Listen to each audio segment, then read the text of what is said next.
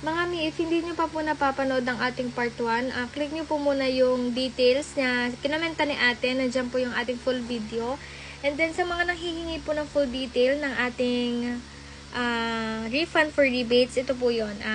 Ang una ko pong sinabi is, can I request a rebate on my SPay later? So, in my case po, gusto ko SPay later lang. If depende naman sa inyo, if gusto niya SPay later tsaka S-loan, pwede naman kayong both mag-request doon.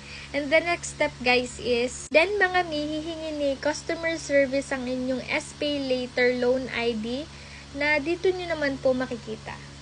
Guys, pupunta kayo sa SPay later and then my bill and then paid po. And then after is, makikita nyo yung mga purchase nyo dyan, yung mga price. And then pipindot po kayo ng isa.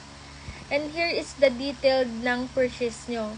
So, bawat isa nyan, kukunin nyo yung loan ID nila. So, example, this one. Pipindutin natin to. And then, makikita nyo dito yung inyong loan ID. So, ito po ang ibibigay nyo kay customer service. And mga mi, if madami kayong purchase sa SPay later as loan, iisa-isahin nyo po lahat ng mga loan ID nila na kagaya ng pinakita ko kanina sa video. Then, recommended ko guys na i-take down notes nyo muna bago nyo sila i-chat kasi talagang magtatagal kayo. Iisa-isahin nyo talaga sila dahil need nila yon. And pag naibigay nyo lahat ng mga loan ID nyo guys, bibigyan kayo ng reference number. So, isave nyo po yan. And then, sabi nila dito, kindly anticipate ang email for our team within 3 to 5 business days. So, guys, max na siguro dyan yung 3 to 5 weeks. Hindi po yan 3 to 5 business days. 3 to 5 weeks siguro, max na siguro yun para sa update ng inyong refunds para sa rebates.